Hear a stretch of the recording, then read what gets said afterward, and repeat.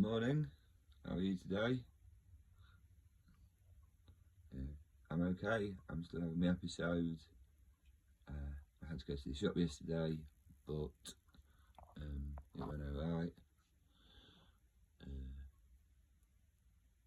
I've had a thought again, and now I'm thinking, what would be the burning things that people are thinking,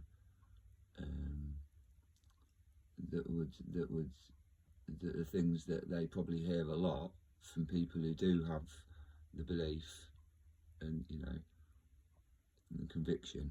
Obviously these are my beliefs and opinions, and obviously this is just speculation for you, and for me it's just speculation really, a lot of it. Going on the Bible, it's my real life Da Vinci Code.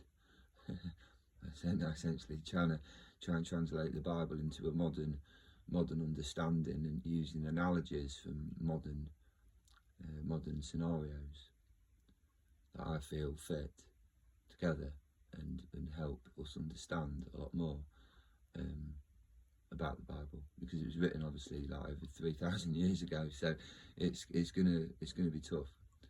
And luckily where I got my inspiration for that, like everything, is the Bible. For all the gangsters out there, the Bible, when you start reading the stories of these war tactics that Jehovah God, the Almighty Alpha and Omega, the war tactics that he uses on his enemies, you can actually apply it to daily life. That's what I've been doing that for years.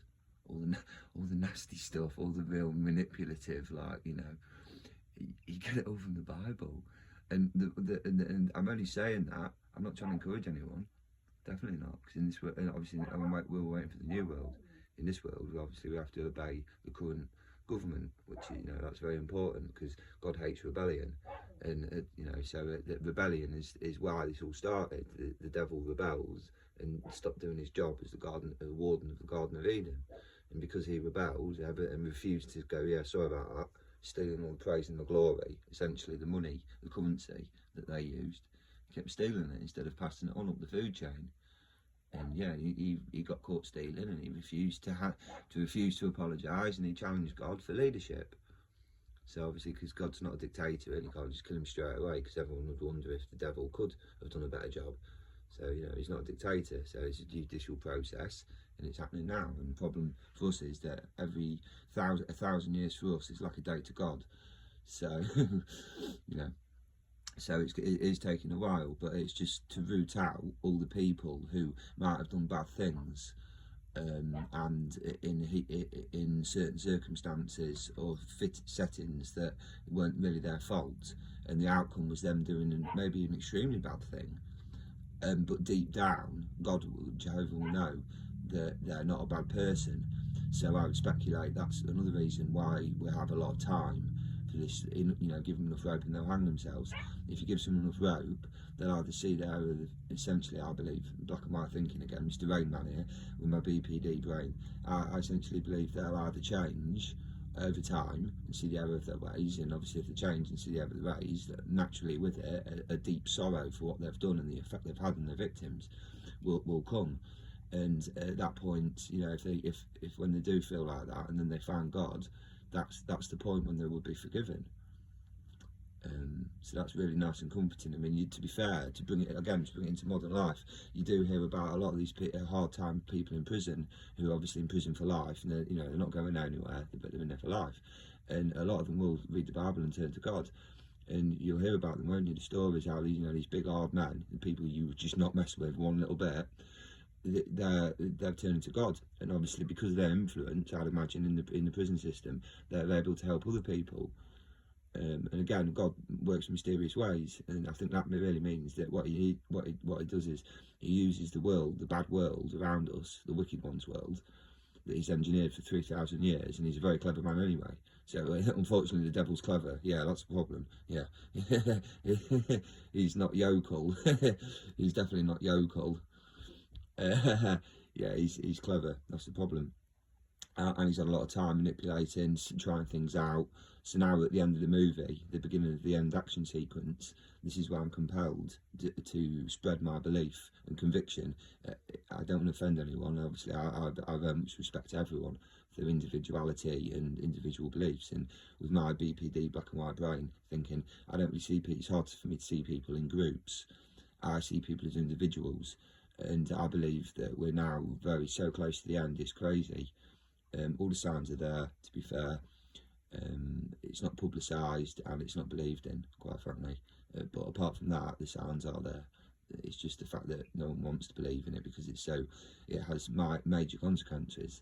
And you can't blame it. Well, I meant to say consequences and implications. And that's fair enough. You can't really blame anyone for going, no, I don't want to stop living my, fairly comfortable life and start to have to deal with these major issues.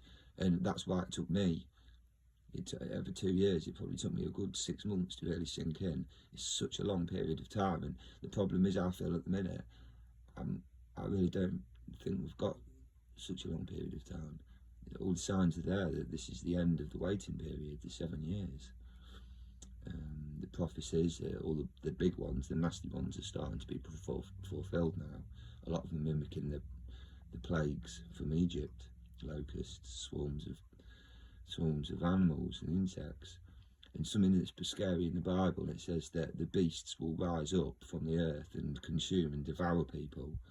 And you always assume that it's beasts, don't you, like some sort of monster like Godzilla or something, but no. In the Bible, when it was written, it's worse than that. Beasts of the earth mean insects, mate.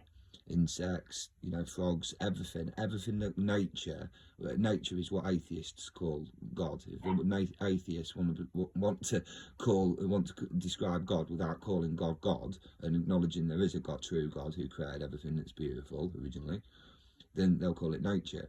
So really, anything nature is God, isn't it? Really, because everything in nature God created. Everything is God created. So it's all nature. Nature is God. God is nature. Sorry, that kind of irritates me a bit. Everyone's found a way to describing the Almighty God who gave us everything in a way that actually leaves him out of it. You see, it's, again, the wicked one's very clever, the manipulative world. Swearing, we're not supposed to swear because that has man-made meanings that we're told are offensive. Slang meanings that we're told are offensive. However, blaspheming's no problem. For instance, I could potentially walk into a place of work where there's obviously very strict laws on religion and individuality, and you can't promote one over the other, isn't there? That's, you can't do that. So look at it this way: I could now walk into a place of work with those stringent rules, and I could use the Lord's name in vain. I could say all the things that use their name in vain, Jehovah, Jesus, and all that, or God's sake, and all that. I could do all that, and no one would have a problem. But as soon as I start saying, well, actually, I actually think they're really good, and I think you should listen to what they say. Oh, no, you can't do that. You'll get sued. Right? It's right, isn't it? I can't go in there promoting them because I'm promoting one over the other. But I am allowed to use their name in vain. So this is what I mean, the example of the wicked one's world, how it's been engineered, and it's been done so slyly over time that we didn't even realise. I mean, it wasn't that long, well, it was whenever it was, treason off with their head, and that was if you literally said something bad about the king. And that's essentially what people are doing every time they use the Lord's name in vain. They're saying a treason thing, but the standards have slipped so much that the ironic thing is that years ago, even humans agreed with God's rule that you shouldn't say bad things about the Almighty, because they even said, no, you can't say it about the king or it's treason. So at some point, our human civilization, and even in this country, even agreed with God's rule that you shouldn't be doing that, and it's a really bad thing. So, God says it's a really bad thing. Let's see what humans thought. Oh, they chop people's heads off. Yeah, I'd say they thought it was a bad thing. You see, black and white thinking. See, I just compare things. So that's how standards have slipped, how you can basically use Lord's name in vain in a place of work under strict guidance and laws where you can't promote anyone, and that's fine. But as soon as you say anything nice about them, you're promoting them and everyone's in trouble. I bet you could get arrested. I bet you could get arrested as well if you said like really nice things about them. I wonder where the line is. I wonder if you could slate them for half an hour and then say 5 minutes of nice things about them. Do you know what I mean? And I'm always thinking of ways to get away with stuff. It'd be like in court, well, you was promoting a religion over another, and it's a place of work, and you're clearly guilty, and you've admitted to it. Do you have anything to say? I go, yeah, Mr. Digital J. Hey, little plug. No, sorry, I shouldn't be doing God videos. Sorry, I didn't mean to. To be fair, the music originally promoted the truth that I'm trying to get out anyway, in my belief. So they're kind of intertwined anyway. But yeah, I wouldn't want to use God for promoting anything. Mind you, I'm not getting money out of it, so it's not too bad, is it? The main thing is, as long as you don't use God to make money, essentially. Because, you know, expression, turning the tables, or you turn the tables on them, or you really turn the tables on you. Well, that comes from the Bible. Jesus, he walked into the God's house of worship, which is obviously a sacred place. Keep it clean, you know, respect the. It's essentially again the representation, isn't it? The intent, what it means. It's not what it is. It's just made of bricks and dust or whatever, but it's made look polished. But no, with gold and that. But yeah, it's what it represents, isn't it? So anything you do in there essentially is a representation as well. So when people that he turned the tables because all the leaders were turned it into an indoor marketplace. Maybe it was raining that weekend. The indoor jumble. It was basically a jumble sale, really, wasn't it? They had the jumble sale. Jesus coming to the jumble sale. He paid his 20p to get in, and he was like, I'm not having this.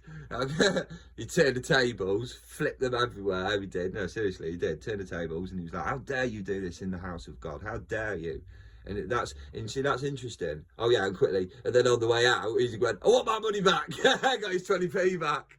Stormed off. Disgusting. Or as Victor Meldrew would say, stormed off, and he'd go, unbelievable. You imagine that, can't you? That would be cool. Modern day version of Jesus turning the tables there. Jesus goes to a jumble sale. But it's held in a church. He's not happy about it. But yeah, I'm not being disrespectful to this thing. I'm obviously in the meaning. I'm just always trying to put a funny modern twist on it, because I can picture that. I used to get dragged there as a kid to many a jumble sale. See many turquoise, pale, faded coat for 20p. No. Bit naff. Naff. You get it? It was naff, wasn't it? Was it naff? Good shell suits. Some good shell suits in there. Odd socks. It's good for odd socks, isn't it? Jumble sales. Odd socks. random trophies. #1 golfer with a funny hat trophy. Random trophies. What else is jumble sales good for? Oh, lost people. There's always someone lost, or they've either lost their family, or it's a kid who's lost their parents. But yeah, someone's always lost. There's always a burger van with rave music outside. Sorry, I'm thinking car boot sales now. Oh no, I drifted. I naturally drifted to car boot sales.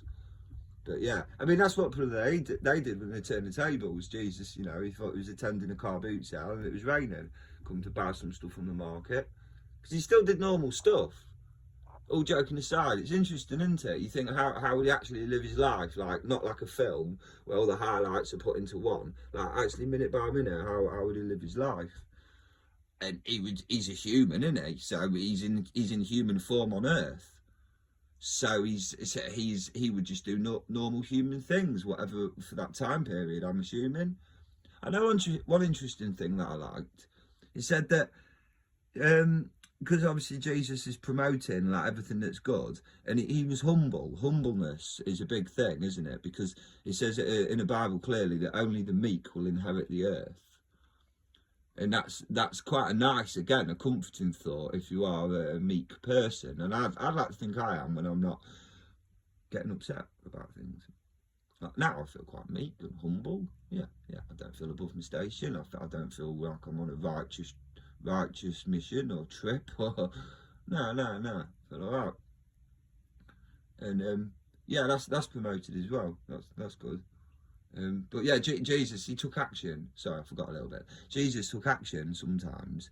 So this is, you know, he's a man on earth who's just doing normal things, and he saw this and he got angry and he took action. And obviously this is a man who sets the perfect example. So isn't that interesting? Jesus took physical action against a physical thing that was happening and created a mess. He got thrown out. He did. He got thrown out because he come in and basically just trashed the place. And then demanded his 20p back. But, see you later.